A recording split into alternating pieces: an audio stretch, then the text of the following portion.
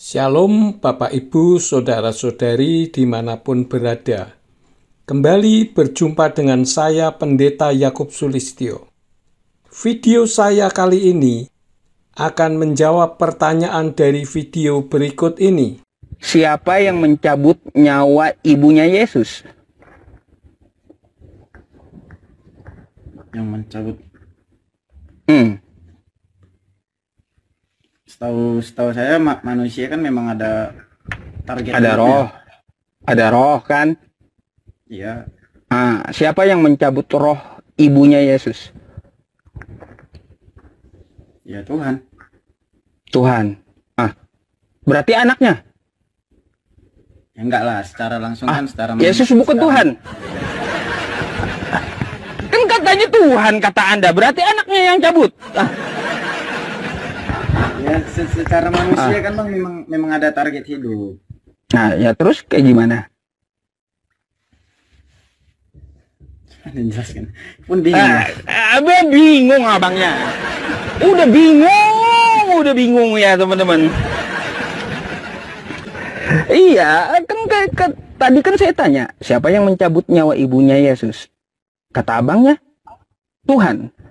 Tuhan di Kristen siapa, Bang? Yesus. Berarti anaknya. Itu anak durhaka, Bang. Mencabut nyawa ibu sendiri. Anak durhaka itu, ya. Gimana sih, Bang? Pikir, Bang. Dari video tersebut, ada beberapa hal yang harus bisa dijawab berdasarkan dalil atau ayat, meskipun pertanyaannya tanpa dalil atau hanya asumsi. Yang pertama, siapa yang mencabut nyawa ibunya Yesus yang nama aslinya Yeshua, yang bernama asli Miriam, yang selama ini dikenal dengan nama Maria? Yang kedua, apakah berarti Yeshua mencabut nyawa ibunya sendiri?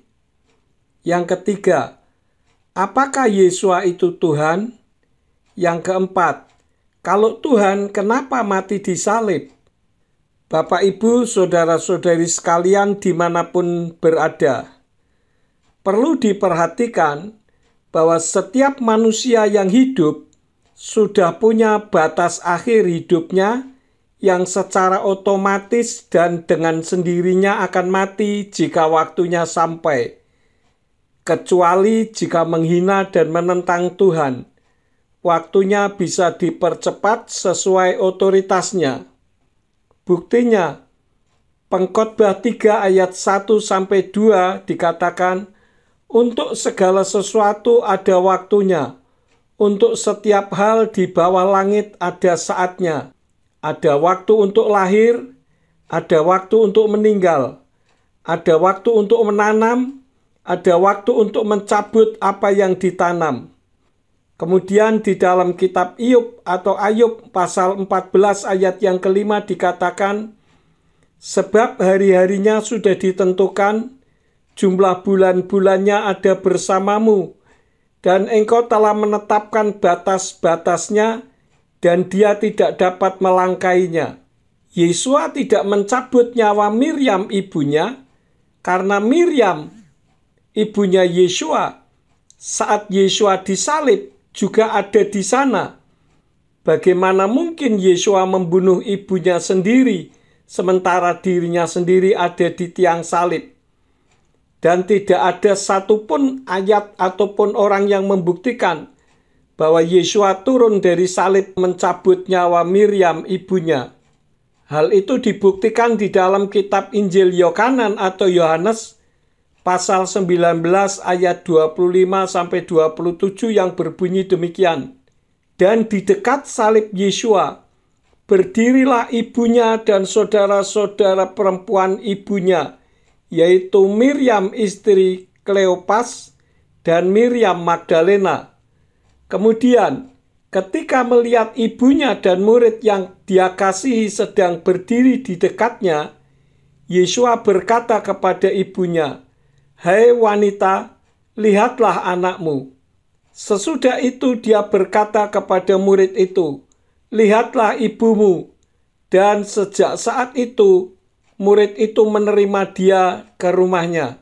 Jadi statement yang mengatakan berarti Yesua mencabut nyawa ibunya sendiri, berarti anak durhaka itu karena mencabut nyawa ibunya sendiri. Hal itu merupakan pertanyaan tembakan yang tidak mengenai sasaran. Apakah Yesua itu Tuhan? Ya, Yesua itu 100% Elohim atau Tuhan dan 100% berwujud seperti manusia. Karena Yesua itu Yahweh Sang Pencipta langit dan bumi serta sesembahannya para nabi yang turun ke bumi untuk menyelamatkan manusia. Maka Yesua mengatakan di dalam kitab Yohanan atau Yohanes 8 ayat yang ke-24 yang berbunyi demikian. Laken amarti lakem kita mutu fakato taikem. Ki imlo ta'aminu fi ki anihu tamutu fakato taikem. Yang artinya, oleh karena itu aku berkata kepadamu bahwa kamu akan mati dalam dosa-dosamu, sebab jika kamu tidak percaya bahwa akulah Dia, yaitu Yahweh, maka kamu akan mati dalam dosa-dosamu. Ayat 27 mengatakan, Wehem lo hevinu zotki al-ha'af, diber alehem, yang artinya, mereka tidak mengerti bahwa Dia atau Yesua membicarakan Bapa, yaitu Yahweh kepada mereka. Karena orang-orang Yahudi pada saat itu tidak mengerti pembicaraan Yesua. Kemudian di dalam kitab Injil Yohanan pasal 8 ayat yang ke-58 dikatakan, Heisif lahem Yesua, amen amen ani omer lakem, beterem heyot Abraham anihu. Yang artinya, Yesua berkata kepada mereka, sesungguh-sungguhnya aku berkata kepadamu, sebelum Abraham ada, aku telah ada. Bagaimana mungkin Yesua manusia biasa kalau dia mengatakan seperti itu? Sebelum Abraham ada, Yesua sudah ada. Padahal terpaut sekitar 1.500 tahun lebih.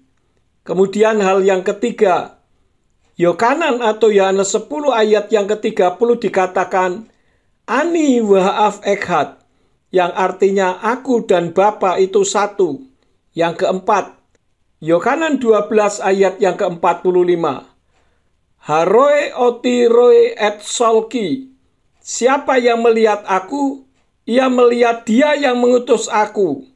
Kemudian yang kelima, 1 Yohanan atau 1 Yohanes 5 ayat yang ke-7 yang berbunyi Ki selosa hamidim basamayim haaf wahadafar weruah hakodes uslas tam ekhat hema, yang artinya sebab ada 3 yang bersaksi di Samayim, Bapa yaitu Yahweh, Firman yaitu Yesua, dan Ruach HaKodes atau Roh Kudus, dan ketiganya itu satu.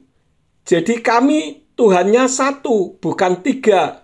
Kemudian ayat yang ke-20 dari 1 Yohanan 5 dikatakan, Wa yadainu ki ben ha Elohim bahwa yiten lanu lev lehaskil oto asyer hu amen welo anak nu asyer amen hu Yeshua hamasya beno sehu Elohi amen wakayat, yang artinya, dan kita mengetahui bahwa putra Elohim sedang datang dan Dia telah mengaruniakan kepada kita akal budi supaya kita dapat mengenal yang benar di dalam putranya Yeshua Hamasya. Dia adalah Elohim yang benar dan hidup yang kekal. Kemudian pertanyaan lanjutan, kalau Yeshua itu Tuhan, kenapa mati di salib? Masa Tuhan kok mati di salib? Yeshua mati di salib karena kasih dan rencana penebusan, dan karena tubuhnya memang diutus untuk mati, untuk menggenapi nubuatan para nabi.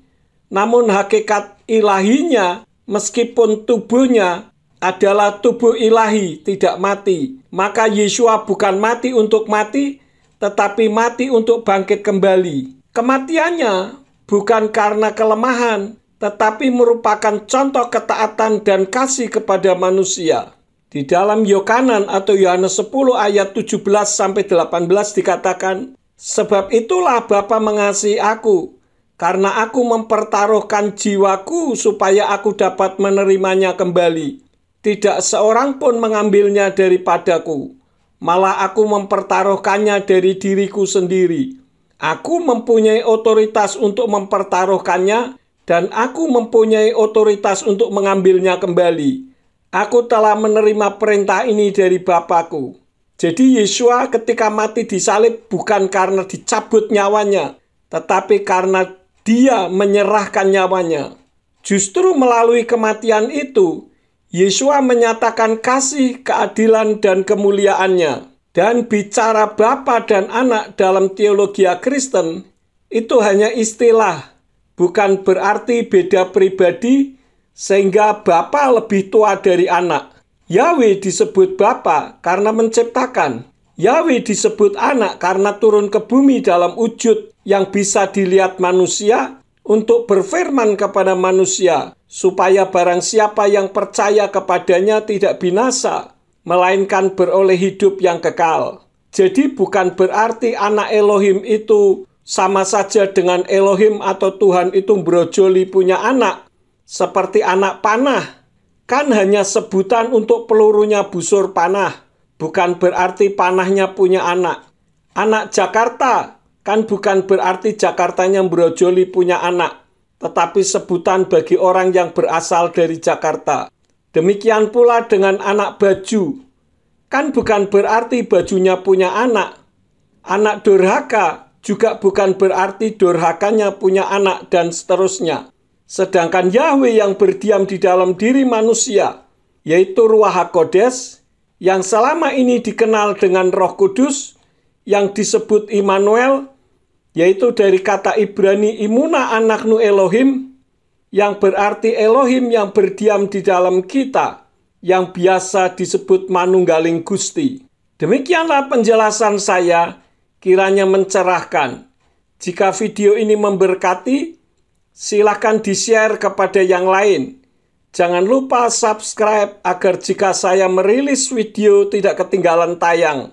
Terima kasih, Bapa Yahweh, di dalam nama Adonai Yeshua HaMashiach Ruach HaKodes, menyertai Bapak Ibu saudara-saudari sekalian. Selamat beraktivitas, sehat dan sukses selalu. Amin.